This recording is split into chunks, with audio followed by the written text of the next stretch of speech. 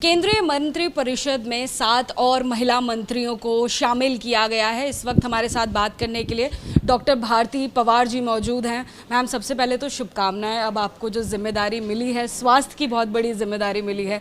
सबसे पहले तो अब कोरोना काल चल रहा है, चुनौतियाँ भी बहुत ज़्यादा बढ़ी हैं। आपका लक्ष्य क्या रहेगा? जी, पहले तो मैं सबका आभार व्यक्त करना चाहूँगी, मेरे क्षेत्र के मेरे सभी जिन्होंने मुझे आशीर्वाद देके यहाँ तक पहुँचाया है।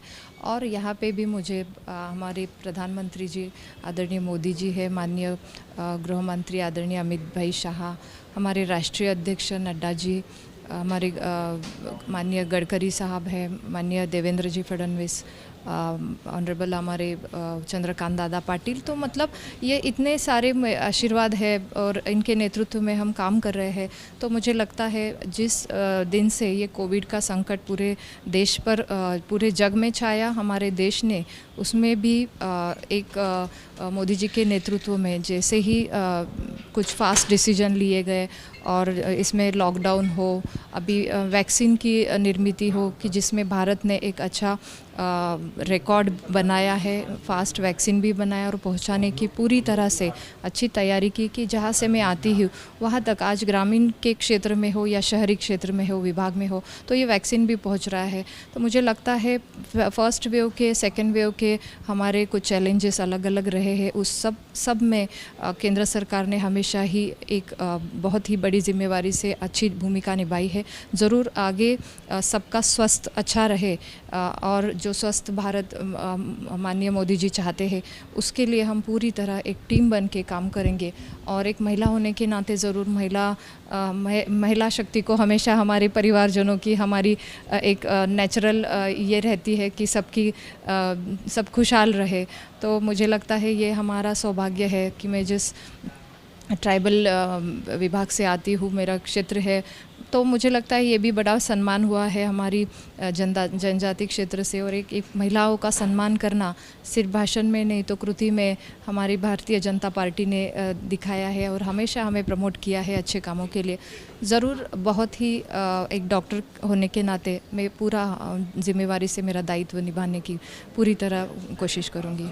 मैम, लगता है कि सरकार की कहीं ना कहीं विफलता रही, इसलिए भी स्वास्थ्य मंत्री को बदला गया। कैबिनेट में कई फेरबदल जो हुए हैं उसमें स्वास्थ्य मंत्री को बदला गया है। तो राज्य अभी स्वास्थ्य मंत्रालय जब आप देख रही हैं, राज्य स्वास्थ्य मंत्री होते हुए आपका इस बारे में क्या कहना है? नहीं, मैं बिल्कुल ऐसा नहीं कहूँगी। बल्कि मैं तो कहूँगी कि इन्होंने जो चैलेंजेस में काम किए हैं, आज देख रहे हैं कि 2 साल में हमने जिस तरह से मतलब 70 सालों से जितनी हेल्थ सिस्टम पूरी खड़ी नहीं हुई, वो इन 2 सालों में खड़ी करने की पूरी तरह से कोशिश की। जहाँ तक मैं भी देखती हूँ कि जहाँ तक वेंटिलेटर्स नहीं थे, जो हमारे रूरल एरियाज़ में है, पेरीफेरी में है, तो वहाँ आज वेंटिलेटर्स की उपलब्धि की जा चुकी है। तो केंद्र सरकार ने पूरी तरह से ध्यान दे के इस 2 सालों में काम अच्छा ही किया है। हमारे ऑनरेबल हर्षवर्धन जी इस कैबिनेट में थे, तो वो बहुत ही मतलब कंटिन्यूस काम करते थे और बहुत अच्छा काम उन्होंने भी किया है, हमारे MOS साहब ने भी किया है। तो मुझे लगता है ये किसी का ये नहीं होता है चेंजेस जी, विफलता तो बिल्कुल नहीं है। इतने अच्छे काम किए हैं कि उसका आज रिज़ल्ट भी अच्छा मिल रहा है कि वैक्सीन का प्रोडक्शन हो, वैक्सीन का वितरण हो, ये सब करने की जिम्मेवारी ठीक से बहुत अच्छे से निभाई है। मैं तो कहूँगी कि ये चेंजेस तो हर एक सरकार में होते हैं, हर एक गवर्नमेंट में होते रहते हैं, तो इसका मतलब ये नहीं है। तो मुझे लगता है कुछ अच्छे ये करने के लिए हर एक को बदल के ये करना पड़ता है। शायद एक डॉक्टर होने के नाते मुझे आज मौका मिला है, तो ऐसे नहीं है कि कल कोई नहीं, तो कोई भी यहाँ ये हो सकता है। और भारतीय जनता पार्टी में ऐसे काम करने के लिए हमेशा बढ़ावा देते हैं। तो मुझे लगता है ये हम पूरी लगन से काम करेंगे। आखिरी सवाल मैम, कोरोना की दूसरी लहर में देखा गया कि लोग ऑक्सीजन के लिए दर दर भटक रहे थे, हॉस्पिटल्स में ऑक्सीजन ख़त्म हो गई थी। महाराष्ट्र की भी हालत हमने देखी, दिल्ली की भी हमने हालत देखी कि कई अस्पतालों में ऑक्सीजन नहीं थी, लोग सड़कों पर घूम रहे थे। उस दिशा में आप किस तरीके से काम करेंगी, क्या आप कदम उठाने वाली हैं? नहीं, ज़रूर आपने जो कहा तो ये तो पूरे जग में ही संकट सामने आया। तो देश में तो हमारी इसका विचार किया जाए पूरा इंफ्रास्ट्रक्चर का, हेल्थ रिलेटेड, तो वो ही पहले से ही थोड़ा कम है, तो उसमें ज़्यादा हमें ध्यान रख के काम करना पड़ेगा।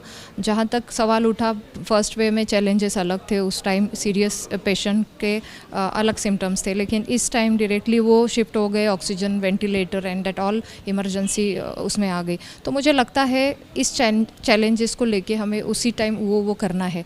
लेकिन ऐसे होता है कि जहाँ हम डिमांड पिछली बार की ऑक्सीजन की कम रही होगी, तो वो अलग से एकदम आज मतलब 10 मेट्रिक टन का आज एकदम से 1000 मेट्रिक टन का डिमांड बढ़ गया है। सो ये बहुत ही चैलेंजिंग था और इस काम में तो हमें ज़्यादा ही ये करना पड़ेगा।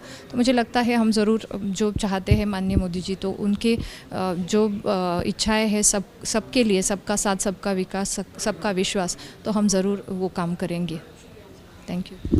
तो आपने सुना डॉक्टर भारती प्रवीण पवार जी को। साफ तौर पर उनका कहना है कि सरकार की किसी भी तरह से विफलता नहीं रही है। साथ ही ये भी आश्वासन दिया कि ऑक्सीजन की कमी जिस तरीके से देखी गई थी उस दिशा में काम किया जाएगा। सरकार द्वारा पूरा काम किया गया था और तीसरी लहर के लिए सरकार पूरी तरह से अब तैयार है। कैमरा पर्सन भूपेंद्र रावत के साथ जातिका सिंह, ABP न्यूज़, दिल्ली।